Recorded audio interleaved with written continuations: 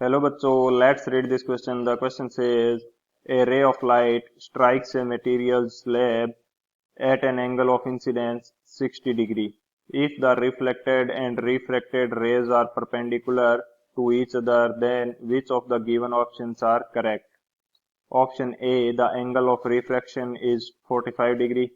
B, the angle of refraction is 30 degree. Option C, the refractive index of the material is √3. And option D both B and C. तो इस question के अंदर हमसे क्या बोला है कि एक रे ऑफ लाइट किसी स्लेब के ऊपर इंसिडेंट होती है 60 डिग्री के एंगल पर. यदि रिफ्लेक्टेड एंड रिफ्रैक्टेड रे क्या है एक दूसरे के परपेंडिकुलर, तो कौन सा ऑप्शन करेक्ट होगा.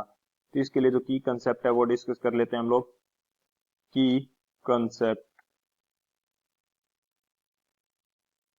कंसेप्ट फॉर दिस क्वेश्चन ये हमारे पास क्या हो जाएगा. फर्स्ट की कंसेप्ट की यदि मैं बात करूं तो ये हमारे पास हो जाएगा फॉर रिफ्लेक्शन यानी भी किसी भी सरफेस से कोई यदि रिफ्लेक्शन होता है तो उसके लिए जो एंगल ऑफ इंसिडेंस होता है आई, ये इक्वल होता है एंगल ऑफ रिफ्लेक्शन के, जिसको बोलते हैं आर. यानी कि angle of incidence is equal to angle of reflection r. ये हमारा क्या हो जाएगा फर्स्ट की कंसेप्ट. एंड जो सेकंड की कंसेप्ट है वो हम यूज करेंगे स्नेल्स लॉ. सेकंड की कंसेप्ट हमारे पास क्या हो जाएगा Snell's law. According to Snell's law जो रिफ्रैक्टिव इंडेक्स होता है म्यू, इसकी वैल्यू होती है sine i divided by sine r के इक्वल. यानी कि sine of incidence angle i divided by sine of refracting angle r. तो यहाँ पे जो आर दोनों सेम हो गए हैं, तो इस नीचे वाले आर को मैं क्या बोल देता हूँ आर डैश. आर डैश हमारे पास क्या है रिफ्रैक्टिंग एंगल, ये रिफ्रैक्शन एंगल है. आर डैश क्या है हमारे पास रिफ्रैक्शन एंगल. एंड जो आर है हमारे पास ये क्या है रिफ्लेक्शन एंगल. ये हमारे पास है रिफ्लेक्शन एंगल आर. सो ये दोनों हमारे क्या हो गए की कंसेप्ट. एंड इन दोनों की कंसेप्ट की हेल्प से हम लोग इस क्वेश्चन को सोल्व करते हैं. बात करें यदि सॉल्यूशन की, तो सॉल्यूशन हमारे पास क्या हो जाएगा इस क्वेश्चन के लिए. मैं यहाँ पे एक स्लैब बनाता हूँ जिसके ऊपर हमारे पास रिफ्लेक्शन एंड रिफ्रैक्शन हो रहा है. इसको थोड़ा सही से बनाते हैं. ये हमारे पास क्या है ग्लास स्लैब. एंड इसके लिए यदि मैं नॉर्मल ड्रॉ करना चाहूँ तो ये कुछ इस प्रकार से इस स्लैब के लिए हो जाएगा नॉर्मल एन.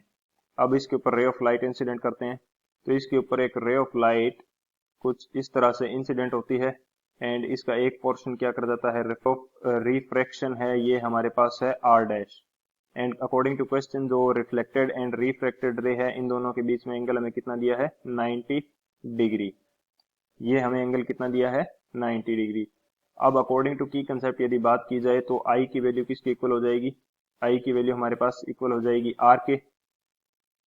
तो आई हमें कितना गिवन है 60 डिग्री. तो आर की वैल्यू हमारे पास यहाँ से कितनी आ जाएगी, यानी कि जो रिफ्लेक्शन एंगल है इसकी वैल्यू हमारे पास आ गई 60 डिग्री. आर की वैल्यू हमारे पास कितनी आ गई 60 डिग्री. आर हमारे पास कितना आया है, ये आ गया 60 डिग्री. अब हमें मालूम है कि जो नॉर्मल सरफेस के साथ एंगल बनाता है ये पूरा एंगल होता है 90 डिग्री. तो ये एंगल कितना आ जाएगा मेरे पास 90 माइनस 60 30 डिग्री. ये कितना आ गया 30 डिग्री. एंड ये टोटल एंगल जो रिफ्लेक्टेड रे एंड रिफ्रैक्टेड रे के बीच में हमें गिवन है 90 डिग्री. तो यहाँ से यदि मैं फाइंड आउट करना चाहूँ ये एंगल, तो इस एंगल की वैल्यू मेरे पास कितनी आ जाएगी 90 माइनस 30 60 डिग्री. यदि ये 60 डिग्री है तो आर डैश की वैल्यू भी मेरे पास कितनी आ जाएगी, आर डैश की वैल्यू मेरे पास आ जाएगी 90 माइनस 60. ये भी मेरे पास आ जाएगी 30 डिग्री, क्योंकि जो सरफेस के साथ एंगल होता है नॉर्मल का वो हमेशा होता है 90 डिग्री. तो अब हम क्या करते हैं इसके अंदर स्नेल्स लॉ अप्लाई करते हैं.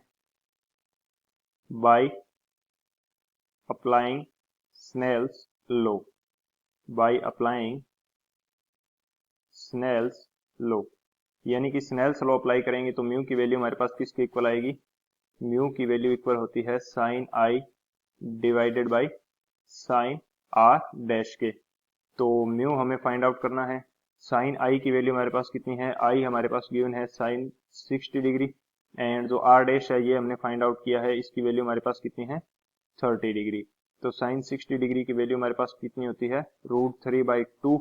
एंड डिवाइडेड के अंदर साइन 30 डिग्री की वैल्यू होती है हमारे पास 1/2. 2।